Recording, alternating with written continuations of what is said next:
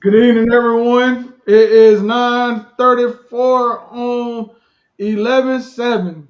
3 days, no, 2 days. Yeah, what it is? One, two, Wednesday, Thursday. 2 days after one of the most consequential elections of a generation. Just to join in with you guys and stuff real quick. We know we were up. We had quite a few of you guys that were on during election night. My deepest apologies. It it wasn't the outcome that we all expected of what was going to come out of the 2024 elections. So my one thing is let me go ahead on and put these let me go on and put this banner up here. Let's just go ahead and start it off like this. Donald Trump, he won. He won the 2024 election. I'm not gonna I'm gonna elaborate a bit, tell you what my feelings are, how I feel, but it's not my place to say exactly how I feel and what I think about how this election cycle and stuff went. But the only thing that I can say is that hey, we still here. hmm Pieces just got to be picked up.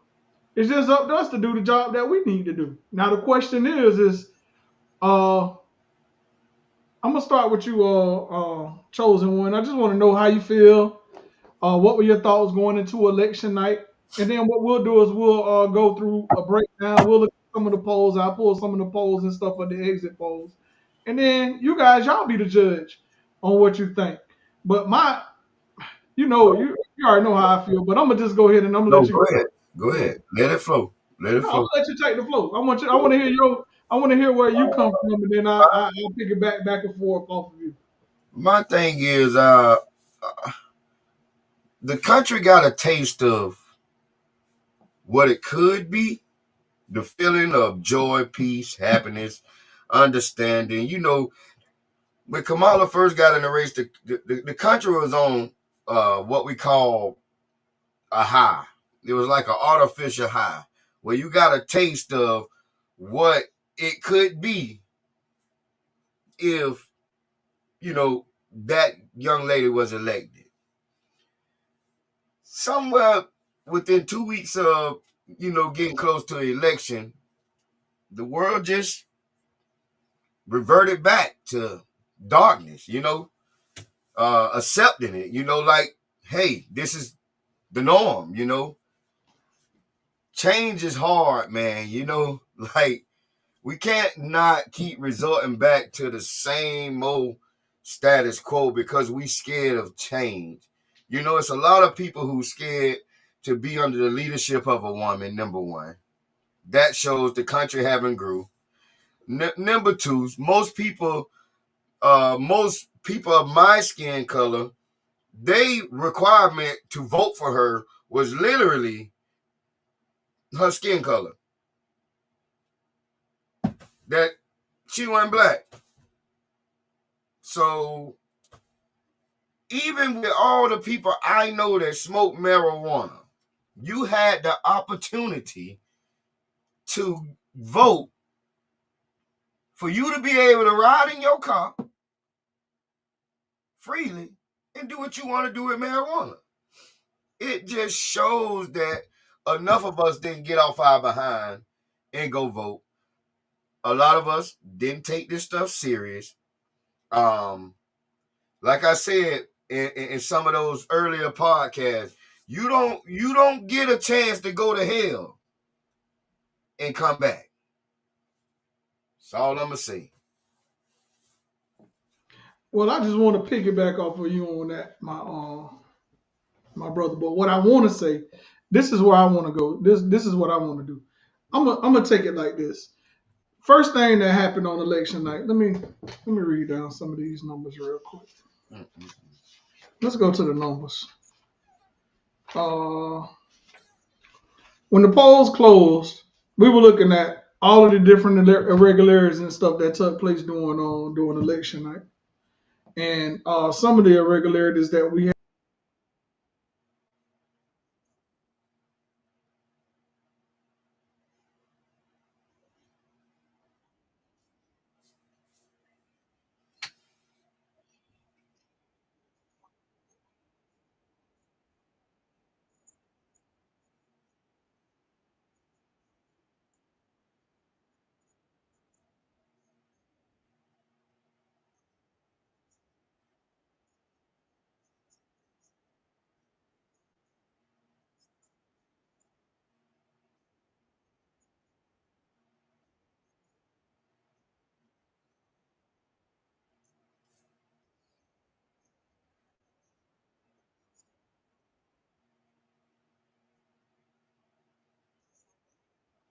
Also in Arizona, there were B threats. I don't want to say the word because I don't want to get us flagged and stuff. But there was some bees that were put inside of some buildings. The ones that go boom.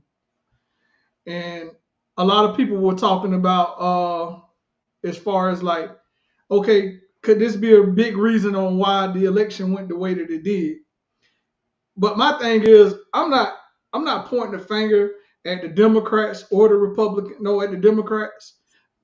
I feel like that Kamala, she ran an outstanding campaign during the election cycle. But the one thing that I want to point, and I want everybody to pay attention to this: young black men, not black men, young men, period, nationwide came out in droves and voted for Kamala Harris. And the only reason why we understand why a lot of these young men came out and voted for Kamala Harris was part of one reason. And the one reason of them coming out to vote for was because they said they were listening to Joe Rogan. They were listening to Trump on the Joe Rogan show. Mind you, on the Joe Rogan show, they had it was 40 million people that tuned in to listen to Donald Trump spew a bunch of nonsense. I'm gonna say nonsense because it's the way that he constantly carries himself as as a former elected official. But my one ultimate thing that I do, that's one of my things that I want to take away from that. Can I The ask a next question? thing, Can yeah, I go ask ahead. a question before you go?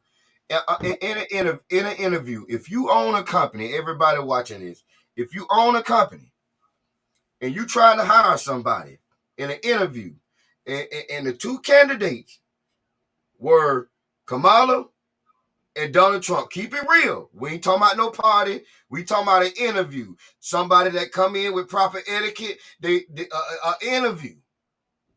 Right. Which one would you hire? Say that one more time. I said, if you got a company, who all the listeners watching, if you got a company, a Fortune 500 company, and it depended on a hire, you need this hire, and the only two people you could do the job is Kamala and Donald Trump. Right. Now, from the presidential debates all the way up to this point, we're going to use those as interviews. If you were looking to hire somebody for your company, who would you choose? If it was me and I was in the predicament and I had to hire somebody, Forget the politics, forget everything. I'm just talking about who is the best candidate when you come in and you are interviewing somebody. I'm going to take the person who is more qualified for the position. But now it's a big but because when we mention this, when I mention this, and when I say this, is that this is how the American people felt. They didn't vote for her because she was qualified. They voted for Trump because they wanted a strong man that was qualified because he did the job, which we already know he did the job before. So they're gonna constantly keep bringing that status quo up. But on the other end, if it came down to me and I wanted to pick somebody to run to be the leader of the free world, I'm gonna pick the person who is the best qualified to take the position, and that would have been Miss Harris. That's my point. That's the point I was trying to make. Now, with that being said, I want to play a clip that I just saw on Anderson Cooper just a few seconds ago. And I want to play this in its entirety. And I want you guys to listen to a surrogate, or actually that happened to be a person that was on the Harris campaign. I want y'all to listen to exactly what was the breakdown and how everything happened. And because right now, because everybody is saying that all these things that took place during the election cycle, they were like this was the biggest issue about what happened or what took place. So I want you guys to listen to this. I want you to take a chance. I want you to listen to this, Highest and I offer. want you to see how Elon Musk played a huge role in this, because we're gonna come back and we're gonna talk a little bit about exactly what's been taking place since Donald Trump has secured the presidency. So let's go ahead and let's listen into this real quick.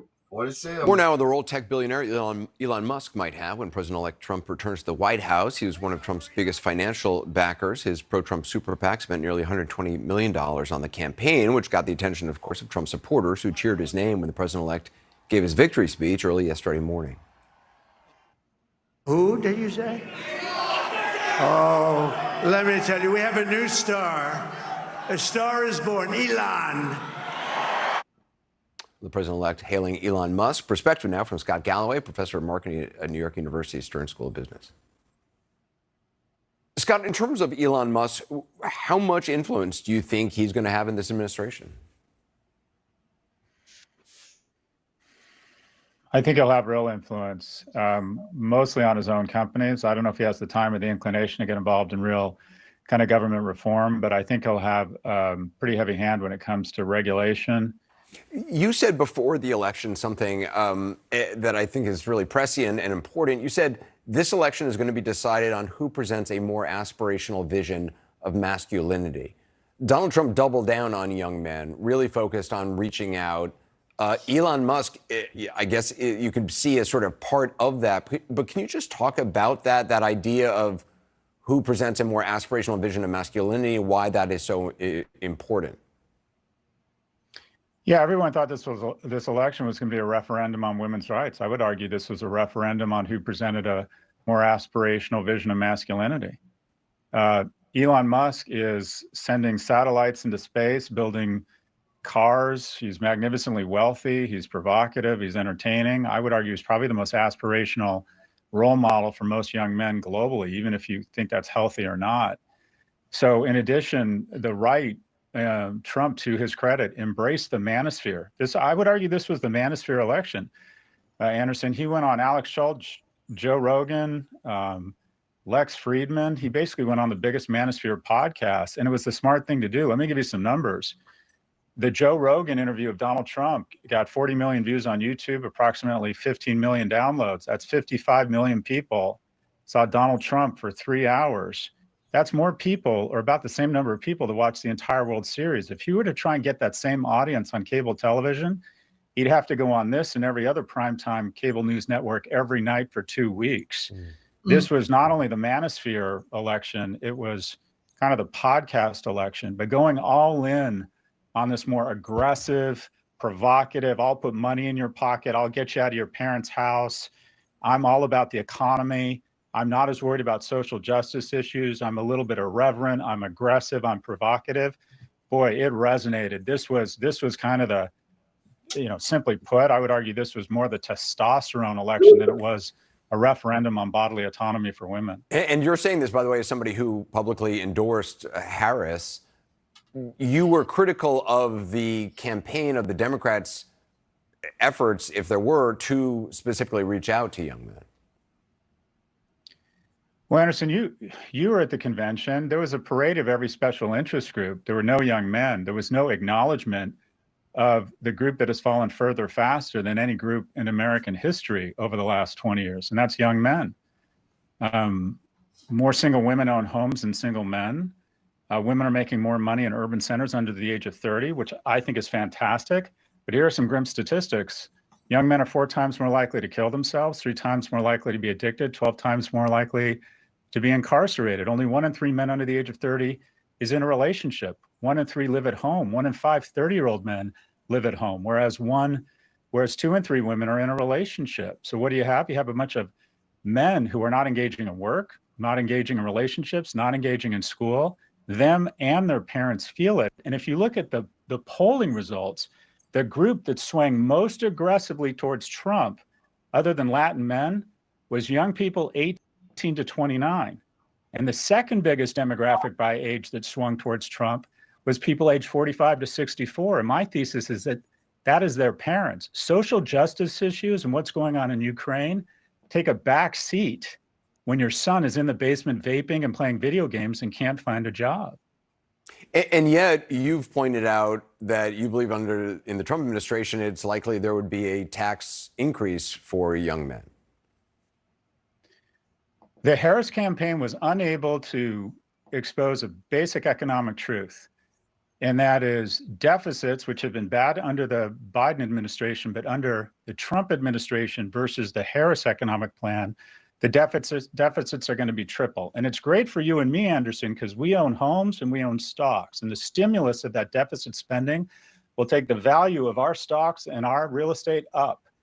But our kids are going to have to pay that back at some point. And they're facing inflation and possibly mortgage rates of 15 to 20%. So all deficits do is take the credit card of youth, run it such that we can have champagne and cocaine in the club. Deficits are nothing but delayed taxes on the young. Right. And the Harris campaign was not able to square that circle for young people. The largest tax increase in history is about to happen vis-a-vis a massive increase in deficits from Donald Trump. I know you were speaking metaphorically, I think, about the club stuff. Scott Galloway, appreciate your time. Thank you.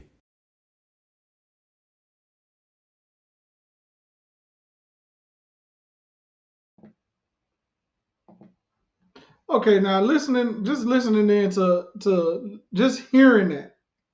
My question to you, you want to unmute your mic, Rev? You want to unmute your mic? All right.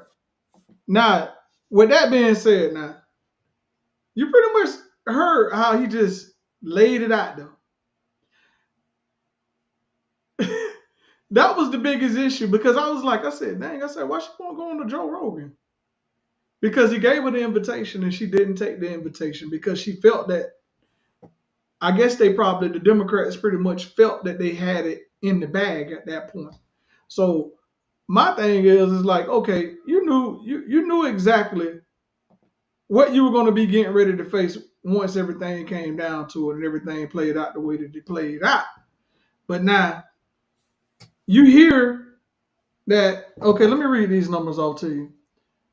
And on Joe Rogan, it got 40 million views. 40 million views on the first day. And 55 million people watched it. Meaning it would have took 2 weeks for Trump to be able to go to all of those podcasts, go on to national TV and to be able to pick up that substantial amount of people that came out to watch or that came on to watch him talk on Joe Rogan. Now, mind you, that's what it turned into. A lot of these podcasters, in which that's the name of the game. They were out knocking on doors, but people, they can tell you whatever they want to hear from you by coming and knocking on the door. That's the old-fashioned way. I can go knock on the door all day. But my question is that if I'm going to knock on the door all day, you can tell me what I want to hear. And that's what was happening while the Democrats were out there and they had boots on the ground. You know, me personally, yeah, I'm a registered Democrat, proud of it. But my thing is, I've been told the party years ago that we need to start moving ourselves away from doing this archaic way of being able to get votes. It's good to walk up and down the streets and get people out to come out to go and vote for you, but you got to meet people where they are. Mm-hmm. And that's what the one problem was. They weren't meeting people where they were. Like he just said, that was the largest demographic of people that did not even that don't vote. They were turned off by the election process. Like he just said, they're sitting inside of their mom's basement, playing video games, vaping, snorting cocaine, smoking weed, going to the club, partying, popping pills, doing whatever they want to do up under the sun. They ain't thinking about nothing but the minute that they go and look at Joe Rogan, because Joe Rogan is out there now. Joe Rogan is a big time podcaster. But when we think about it, it's a smart move. And the thing was, Trump has kids that are our age. It was a smart move. We're the millennials. Okay, we paying for all of the tax cuts that have happened. Like you just said, it's going to be pushed down onto this generation. Now let me pull up the demographics real quick, and let's look at the. So we're saying we're thinking that the Joe Rogan is what swayed the younger people and what turned it. Rogan, It Aiden turned. Ross, Aiden Ross. I'm talking That's about the big podcasters. Yeah, that's where the momentum started to swing in Trump's favor. Right. As you're saying, yeah. Now I'm gonna take this in, and we're gonna look at this. I'm gonna bring this out full screen, and we're gonna look at these numbers. Now, if you look at these numbers, if you can see, this is the Republican breakdown. Exactly how many people came out to vote during this election cycle. And as you can see, let me move this over. Let me go full screen. Hold on 1 second. I'm just trying to get this right real quick so that way we can. 7% of black women came out to vote. 7% of black women. Hold on 1 second. I'm trying to get us on the screen. 7% of black women came out to vote. Can you see that still? All right. As you can see, like you just said, let's go through the rundown on this, and we're gonna break this thing down, because I know a lot of people been wondering, like, okay, what are they talking about? Why y'all guys keep on talking about this? Because you know my thing is I'm all about the numbers, so we're gonna look at these numbers. All right. 54% of Hispanic men. 45% of Hispanic men. 55%, no, Hispanic voters, 45%. 55% of white voters, which is down by 3%. So 3% went over to the Democrats and voted. 12% of black voters. Hispanic men, 54%. The number has went up substantially now. So because votes are still being counted and states haven't been called yet out west. Okay, Hispanic women, 37%. That's up plus 18%. Black men, 20%. Black women, 7%. White women, 52%. All women, 44%. Younger voters, 18 to 29. That's the demographic that they're talking about. 42%, which is up plus 6%. Voters under 45 years or older, 44%. Voters 65 plus years old, down 3%. Now, you look at those numbers, that's just off of the Republican side, right? Now, you take all these numbers and you put these and you crunch these in context, and then you compare it with the national totals. Let me go here. Compare it with the national totals of what we've seen at this point. Let me share this other tab. You can see that there. Did that pop up onto the screen? Yeah. Okay. Now let's look at these statistics. Women 18 to 29. This is the breakdown. These are the exit poll numbers of 2024 presidential election. This is November 6th. This is the share of voters by gender. Women 18 to 29, 36% were that voted Republican, 63%. That's a 1% gain. Men 18 to 29, 47% to the Republicans to 49% of Democrats. Women 41% came out to vote Republican to 56%. 3%, that's a 3% gain. Men 30 to 44, 51% to 45%. Women 45 to 64, 48% to 58, no to 50%. Men 45 to 64 came out in droves. Women 45, 65 plus, that's the older generation. They came out highly for the Democrats. Men 54%, that's 65 plus, came out for Trump to 44% of men. Now, when you break down and you look and you pretty much you break down those numbers. When you think about it, yeah, you know, Trump, he sits back and he say, okay, I got a mandate to come and do a job. I got a mandate to do this.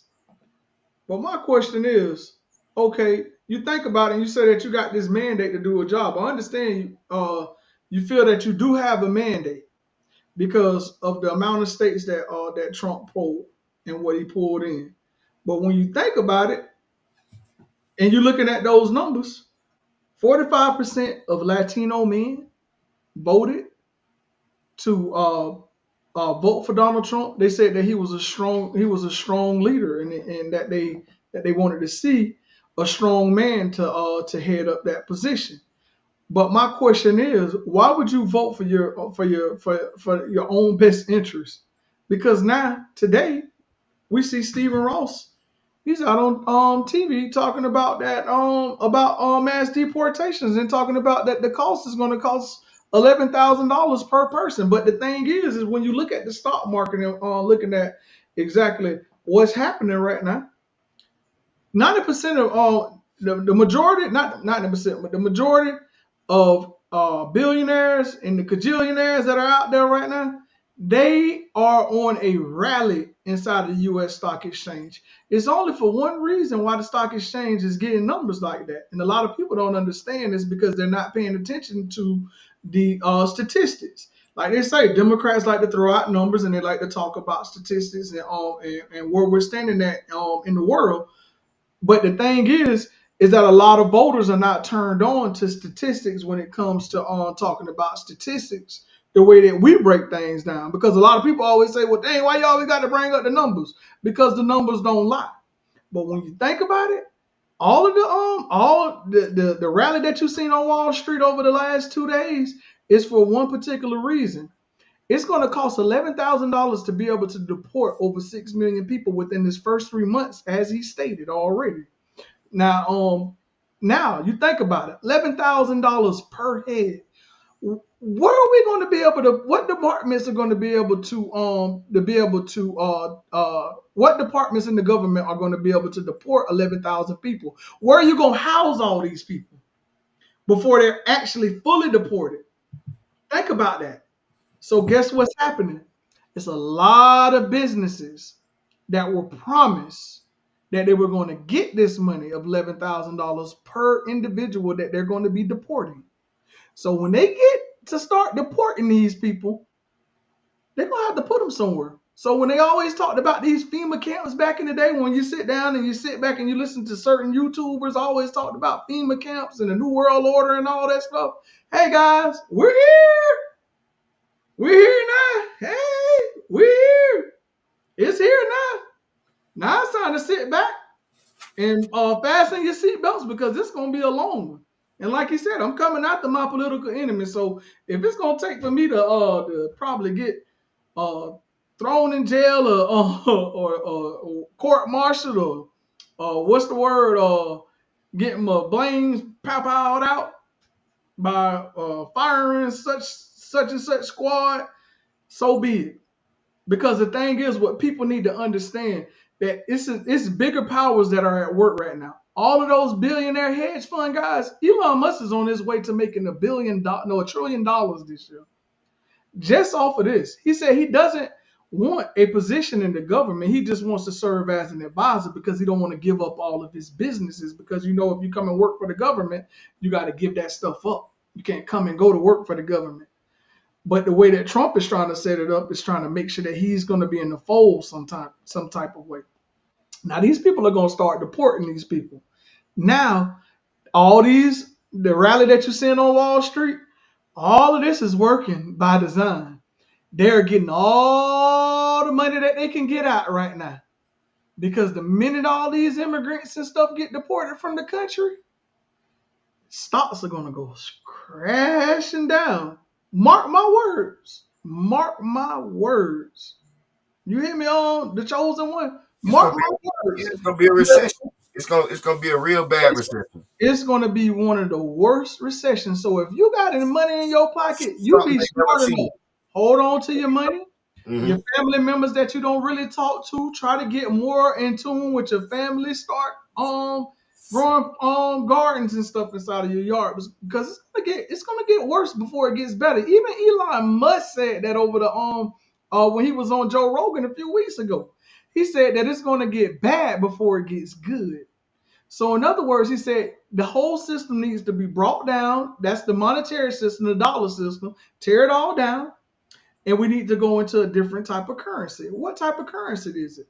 And now you see Bitcoin, like all these different coin companies they're raking in massive rates on Wall Street over the past couple of days because they understand that once these jobs and stuff and all these immigrants that are here doing the work that certain American people won't do, those jobs are going to be gone.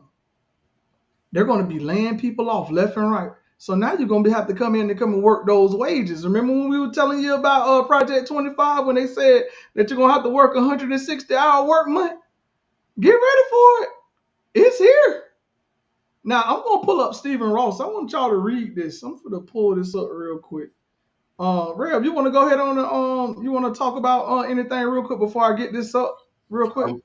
All I'm going to say is for everybody who has been overly qualified for a position, overlooked for a position, this should be a slap in your face. You know, but the world, weird. I can't get mad at the American people because the American people went out and they voted. They voted because the Democrats turned them off. 17 million Democrats stayed home and did not go out and vote this time. You know why? Because they are turned off by the Democratic Party because the Democratic Party has a messaging problem. They don't go out and get in front of the cameras and talk about what they have done for the American people. What do Republicans do? When Donald Trump was in office his first term, what did he do? When the stock market was up, he got in front of a camera. When the black job rates went up, what did he do? He went and got in front of a camera. When it was something that he felt like that was a good thing he did, what did he do? He went and got in front of a camera. What the Democrats did? They sat back and they didn't say not one word. Now, that's where it gets to me like, dang, you mean to tell me that y'all weren't smart enough to go and get in front of a camera and start talking about all the great things that y'all have done? The process is already set in place because if you think that your groceries are going to come down, your grocery rates are going to come down and your rent and your mortgage rates are going to come down, not so fast because those big corporations, those rental companies and stuff that you go and rent your places and stuff from, check this out. Watch how all of those rates are going to continue to go up, up, up, up, up. They're not going to come down.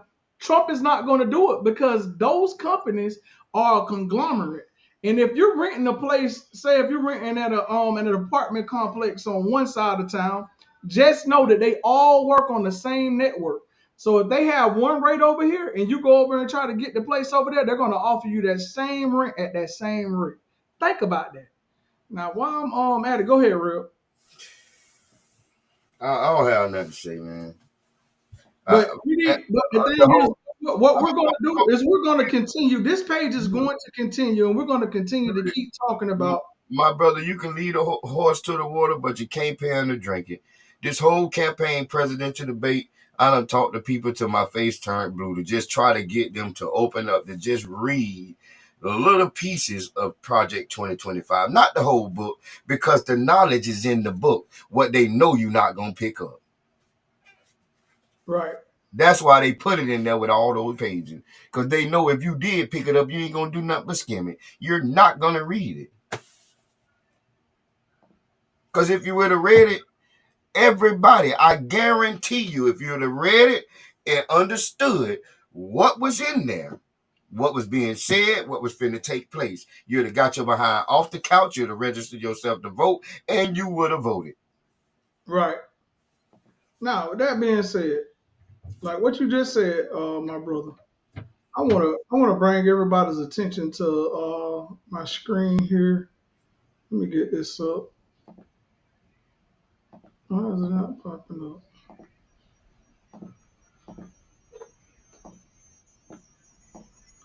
Hey, you were getting feedback over there? All right. Here we go. All right. As you can see, I'm going to go ahead. I'm going to zoom this out. I want you guys to read what I got on screen. You can see that there? Yeah. All right. We're going to read this real quick to you. Trump's turbocharged denuclearization project sparks fear among immigrant communities. After the election, Stephen Miller, mind you, guys, do your own research. Stephen Miller is one of Trump's key surrogates about mass deportation and He's a white nationalist. I'm gonna say it that way because that's what he identifies himself. And that boy say turbocharged.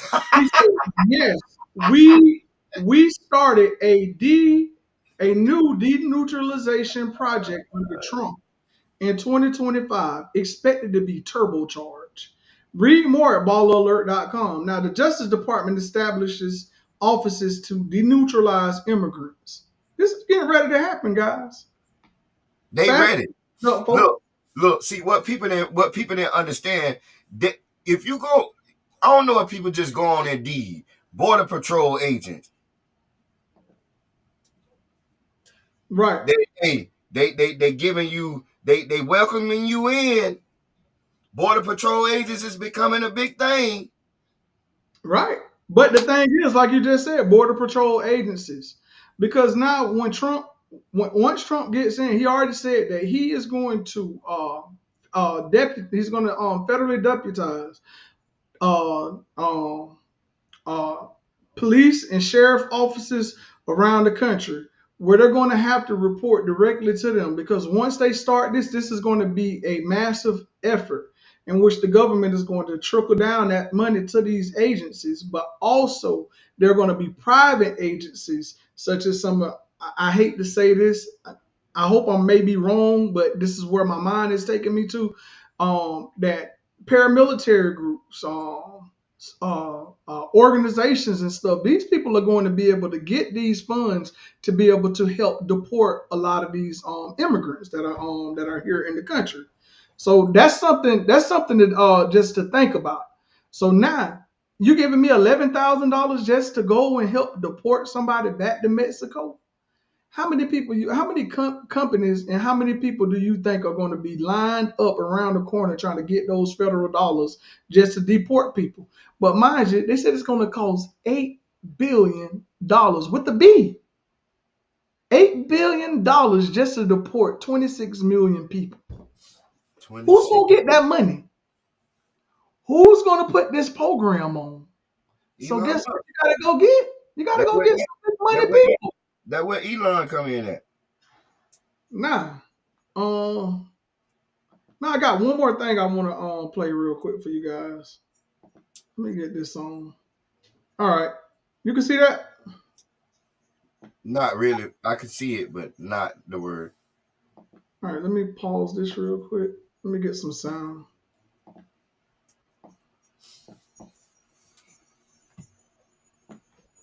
What? Yeah, but the thing is, we're gonna be here. I'm gonna be here as long as we can. We in the fight. Let's just say we're gonna stay in the fight. We're gonna make sure that we constantly keep coming to give you guys information, as much information that you need to know, so that way you can be able to prepare yourselves for a lot of stuff that we know that's gonna be coming in the next year. I'm not saying that some of this stuff may happen, because you got two houses of Congress. You got to be able to get stuff through the Congress. But if you look at it, they're going to have the courts. They're going to have Congress. They're going to have. It looks like that the House is on its way to becoming. We don't know yet, because there's still races that are still yet to be called. But it's going to be a slim majority. So therefore, Speaker Mike Johnson and Hakeem Jeffries, the Democrats, they're going to have to work together to be able to get a lot of things passed. But but right now it's not a super majority. So if they say, oh, it was a red wave, yeah, it was. It wasn't really a red wave, because it's not showing on the House side where these districts are, where these are the people that live in these communities. They know the people that are on the ground. But I want you guys to look at the screen. You see my screen here? What I got up? Yeah, I just read that Trump on. Could you read that? Could you read that for me? Trump's own supporters who he had dinner with now openly laughing that he got elected after he incited insurrection. His supporters, including myself, stormed the Capitol, as just like the media said, and he still won the popular vote. Okay, now let's listen. This is Nick Fuentes. If you guys don't know who Nick Fuentes is, he is a white nationalist. He believes in the he believes in the whites becoming a minority, and that the whites need to be able to grow their numbers. They want to stop abortions and all this other stuff. It's pretty radical, but I'm gonna play this. I want you guys to hear this. Stormed the Capitol. For legal purposes, I'll say I'd never entered the building, which I didn't. But rhetorically speaking, okay, his supporters stormed the U.S. Capitol in order to stop the transfer of power from the Democrats to the Republicans, just like the media said. The media said he won't admit that he will concede defeat. They said, when we do the election, he must swear that he will affirm the results, because what if he doesn't give up power? And he almost didn't. He never conceded defeat. He refused to concede throughout every constitutional procedural deadline. He challenged the result everywhere, summoned his supporters. And then at the last deadline, he summoned all of his legions to the capital city, where he gave a speech outside the White House and directed them to protest the result outside the Capitol, where it was being tabulated. And they broke in. And now, don't get me wrong, that is a whole other conversation, whether it was organic, whether there were bad actors involved, whether it was a plot. That's an altogether. Let's not forget that on January 6, 2021, his supporters, including myself,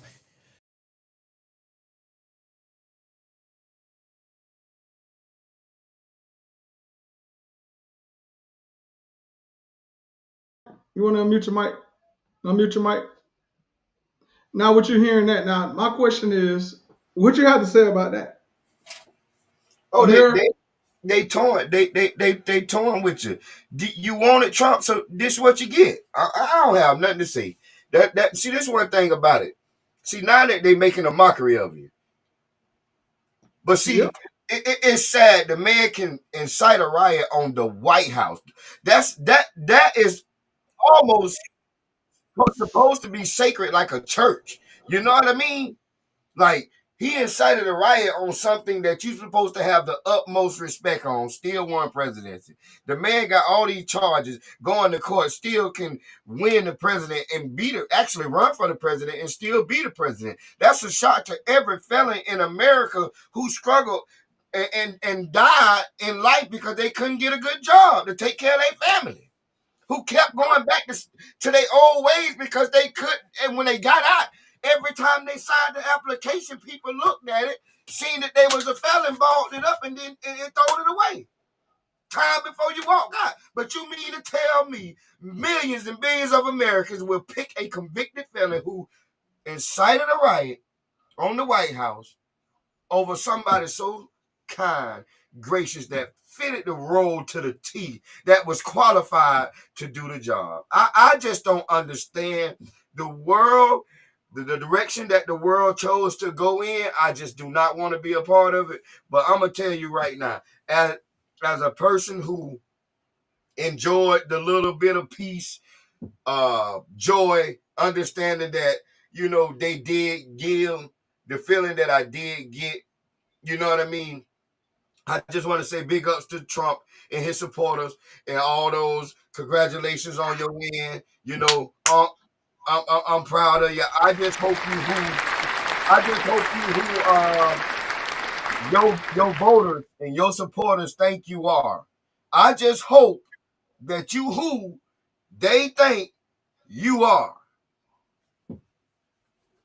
All right, now what you're saying that. Now this is the next clip that I want to play. And I want you guys, this is going to tie in more of what what our discussion is. And if you guys got any questions that you want to ask, just go ahead and chime in. I know that we got a couple of viewers that are on watching us right now, because right now we're simulcasting. I forgot to talk about that at the top. We're simulcasting on Twitch, Rumble, wherever you can get your podcast that we are streaming live. And I want to thank you guys for tuning in tonight and sitting down. And the question is that we have to come together. Our coalition, the Men for Better Futures Coalition, are all about people, all men from all walks of life, being that you're white, black, Hispanic, Native American, Indian American, Asian American, whatever you are.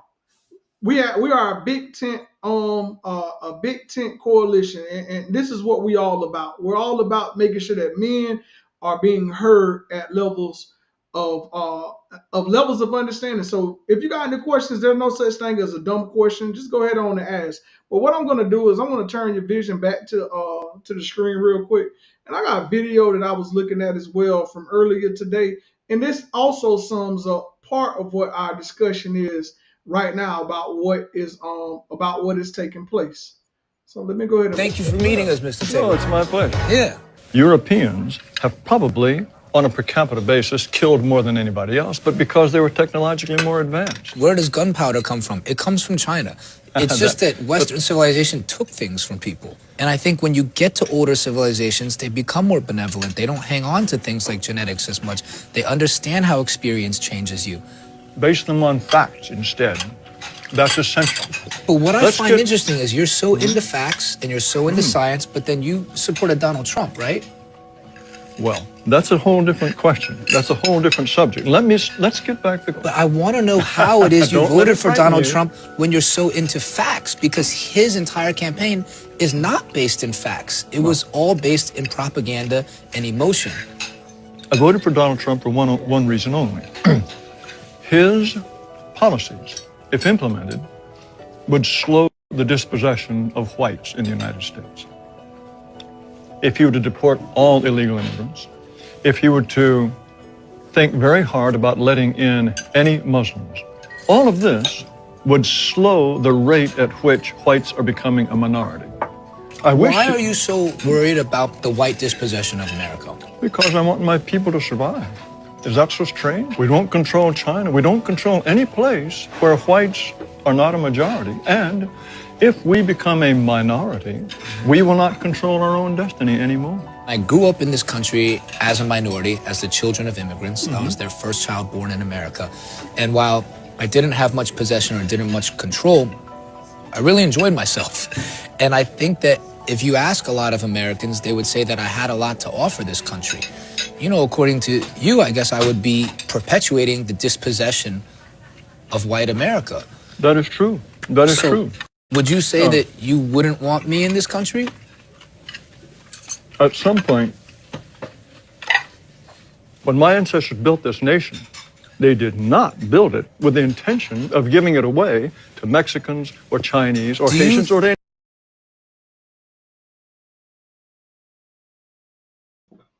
I gotta stop there right there. We gotta chime in on this a little piece. Did he just say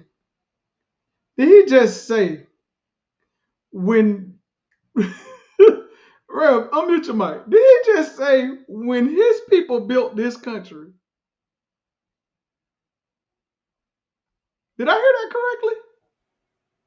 Can you go back a little bit before that to where he was? I want to hear how he bought that when his people built this country. I just want to hear him finish that part before we elaborate. Yeah. Oh my God. I ain't gonna be able to bring it. We're gonna have to rewatch the whole thing because I ain't gonna be able to bring it back. But I'm gonna finish playing it. All right, here we go. Anyone else? Do you consider, you keep saying your ancestors built this country, you consider that a fact? Who else built it? Black people, Native Americans, Chinese people who came and built the railroads. Do you think none of that could have been Italian achieved? people. But they're Europeans, aren't they? But you believe in evolution, right? Evolution, I think, explains a great deal. So according to evolutionary theory, we're all out of Africa. So at some point, your ancestors were sub-Saharan Africans. So what? At some point, our ancestors were unicellular animals. So I'm saying at any point in time, we could say you were an African. So you're choosing to pick this point in time and say you're a descendant of white Europeans. Why do you think I'm choosing this point of time? Because it's in favor of your politics at It's this because point. I'm alive now. Come But on. my issue with you is that I don't think you have enough compassion and vision, not because I don't like what things are now, it's that I have hope and belief in what they could be. Look. How's it going? Very well. How are you? Nice.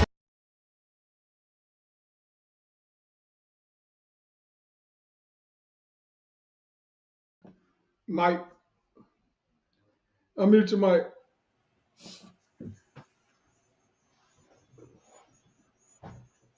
Okay.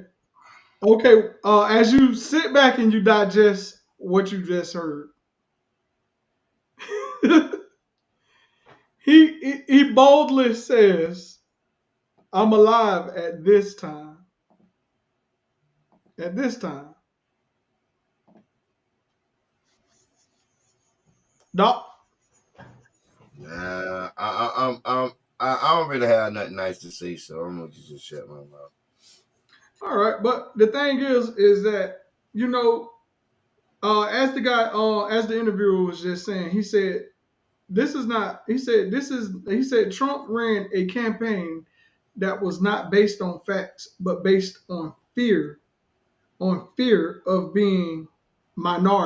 a minority, because of the white race being a minority." That's pretty much what they're telling you.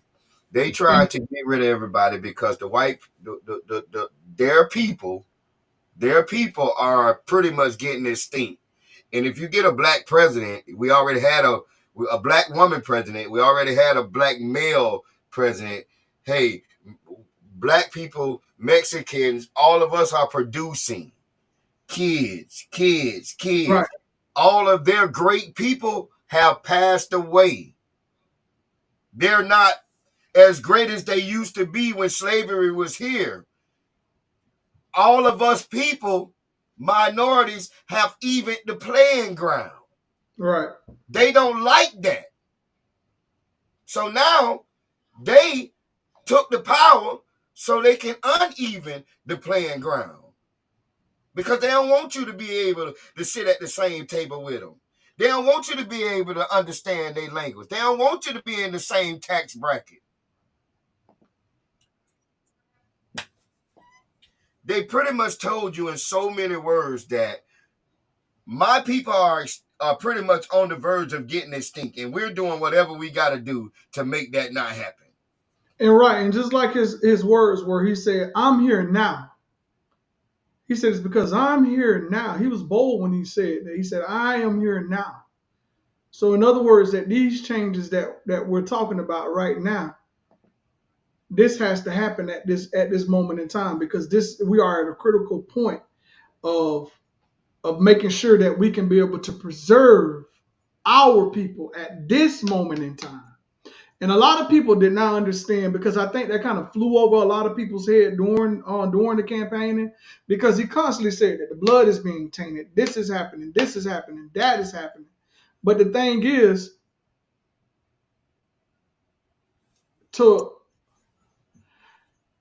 America was built on the colonization of the New World, of the United States. This country was built on the back of slavery, slave help. It was like the guy said that the Chinese immigrants, they built the railroads. Mexican people came in, they did our farming. Indigenous people, they shed blood and their tears during the Trail of Tears, when they were kept moving promises that were unkept and moved them to Oklahoma. And then when they got to Oklahoma, the United States government said, "Hey, we got land out west. You can go, and wherever you go plot down, that you can get your acres.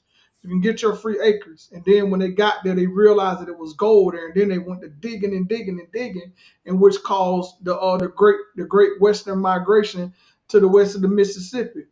And remember, during when Hitler was alive during this time, during World War II, he said that conquering Europe is going to be their Mississippi, of them conquering their Mississippi.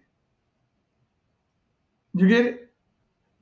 And those are people that were slaughtered during the time, casualties of war. But it goes back into the imperialistic mindset of where a lot of people are thinking. But we're not singling out. We're not sitting here trying to race bait or nothing.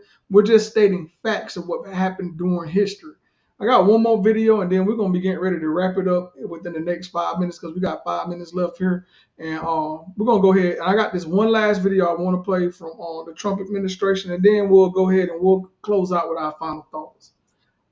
So if I can get you guys to look at the screen, this is one last thing. About if you could you read what I have there on the screen? I want you to introduce this topic. Not topic, but this next video. Donald Trump's press secretary speaks on his plans for the start of his term, which includes on day one launching the largest mass deportation operation. All right, here we go. Brian, the American people delivered a resounding victory for President Trump, and it gives him a mandate to govern as he campaigned, to deliver on the promises that he made, which include on day one launching the largest mass deportation operation of illegal immigrants that Kamala Harris has allowed into this country. It includes drill baby drill and expediting permits for nuclear, for fossil fuels, for an above all energy approach that's going to bring down the cost of living in this country. It includes on day one bringing Ukraine and Russia to the negotiating table to end this war and returning to the very tough sanctions on the Iranian regime so we can stop the chaos in the Middle East. The American people are clearly longing for the policies of Donald Trump. They despise the policies that the Harris-Biden administration have implemented over the past 4 years. And the Harris-Biden administration will go down as the worst, weakest, most corrupt administration in our nation's history. Well, that's right, Brian. The American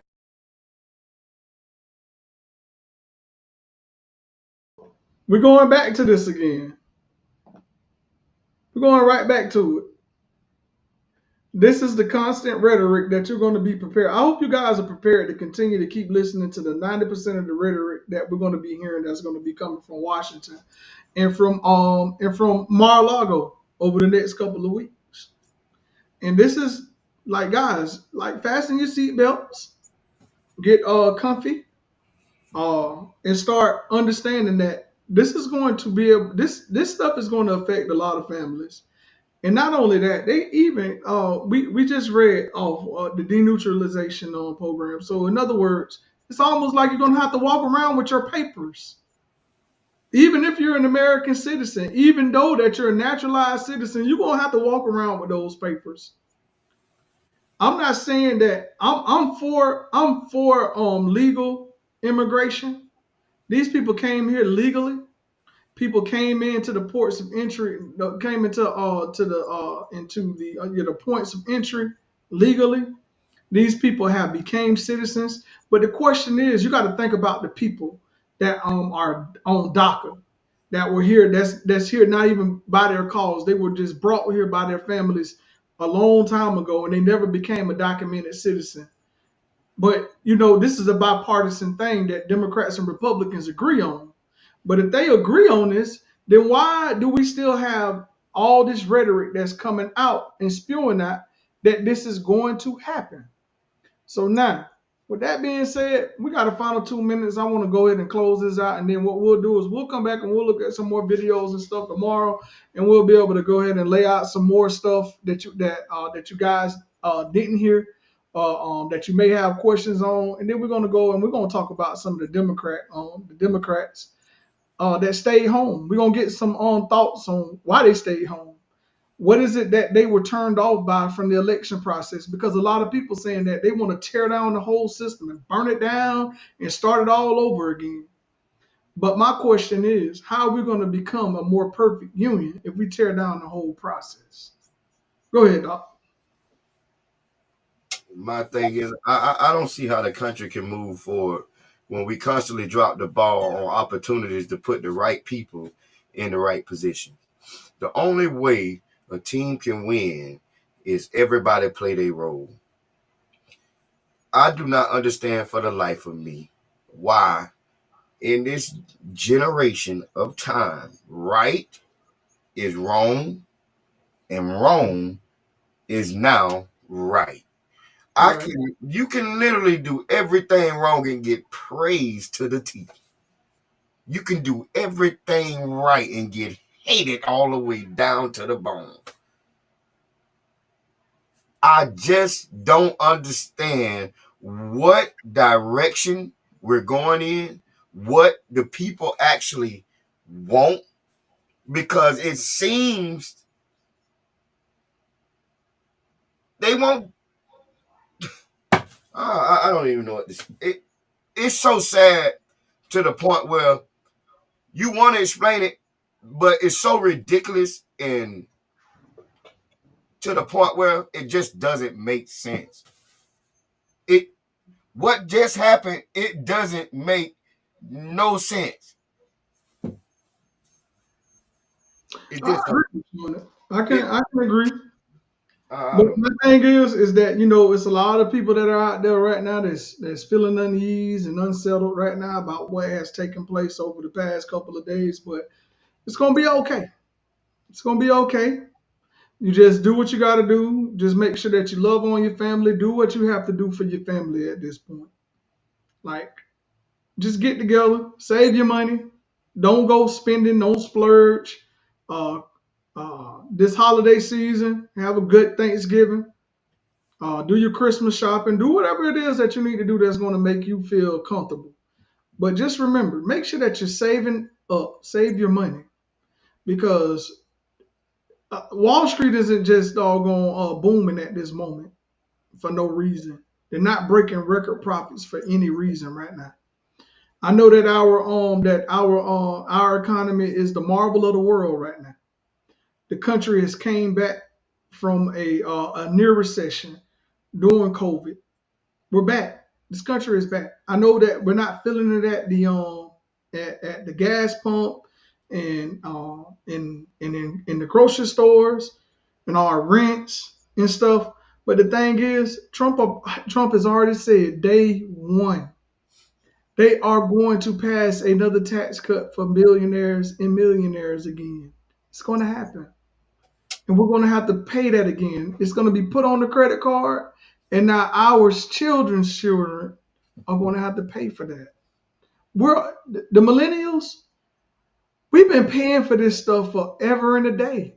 We have to call our parents just to help us make ends meet. It's hard out here for us. What are they going to do for us? But the candidate that we didn't vote for is gone. She had a plan to be able to fix a lot of this stuff by regulation. But now, these guys on Wall Street, they don't want regulation. What happened in 08 when the stock market crashed and the tank fell out? President Obama and Joe Biden had to come in and save this economy then. You think $20 hard to come by now? Wait till you can't rub two nickels together. That's true. Wait, you finna get introduced to the greatest recession that you've ever seen.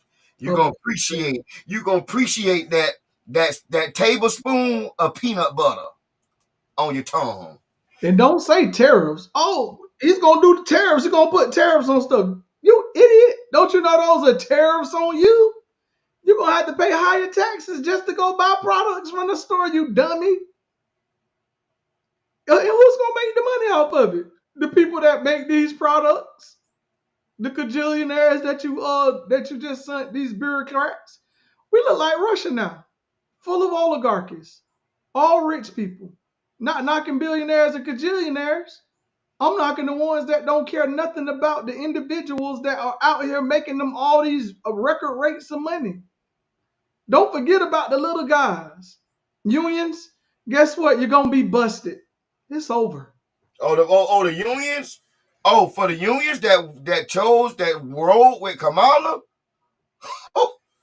That auto rural community. Oh boy. Oh my Lord. My heart go out to y'all. We praying for y'all. Pray hard. No, seriously. Yeah. So with that being said, guys, I thank y'all for tuning in tonight. It's been great. It's great that we were able to sit up here and for us to have this conversation, to be able to talk about exactly what's going on in our world of current events, Tomorrow we're going to be joining back in again tomorrow. I got a couple other things that I want to show you guys about when Trump was last in office, about how the oil companies made record. The oil companies are making record profits right now, all because of Donald Trump during COVID, or what he had did for the oil companies, and how we went and spent all out. He went over and told Saudi Arabia to start drilling and start pumping more oil and stuff, and gave all those oil companies PPP and those big checks and stuff, so they can be able to survive and have more money inside of their pocket because they didn't want to use their oil during that time. Yeah, we're gonna break that down on tomorrow. So I just want you guys to get ready. We're going to break down. We're going to show everything in the full context. And then we're going to look at some of the people that are going to be projected that's going to be in this cabinet as well. And then we're going to be talking about, like, everyday individual Americans, about what is it that you want to see out of your country and where you want this country to go to. Because right now, guys, buckle up. We are in for a long 2 years. And when I say 2 years, because in 2 years, you can change all of this in 2 years. In 2 years, the House will be up, and then you'll also have some senator seats that will be up. But if you can flip the House, it'll be a divided government, and then Trump will be checked. But right now, he's gonna run amok. Oh, yeah, he's gonna do whatever. If he gets the House, but right now he's not gonna be able to really do too much without the House because of the slim majority. He can't really run amok. But trust and believe, in 2026, he's going to try to make sure that they do everything to try to run him up, so that way he can be able to get everything that he can get put in permanently. Because those tax cuts he's going to get ready to pass, one of the most, I hate to say it, it's going to be one of the most devastating things that ever happened to this country with this next tax cut that's going to be put in place. And what's going to happen in 4 years? A Democrat is going to have to come back and clean the mess up from a Republican again, just like it just happened just this last time. But this time we never been in these. This is uncharted territory because we haven't had a two-term Democrat or a two-term. Now this is going to be a second term for a Republican back to back. We haven't had it in a long time, but now this is. Get ready, guys. Buckle your seatbelt. Strap in. Closing thoughts. Just tune in to the show tomorrow. It'll be a little more impact, a little more informational. We'll have a little more energy, Just tune in tomorrow, and we'll take it a little further, And I just say, may the Lord watch between me, you, and everybody else while we absent one from another. In Jesus' name, amen. All right, and then my closing. The one thing that we're going to have to do as a community, and as the Men for Better Futures community, let's lean on one another. Let's work hard. Let's do all the things that we need to do as a community, and we need to work hard at making sure that we continue to build the infrastructure of what we need to do to make sure that our families and stuff are safe.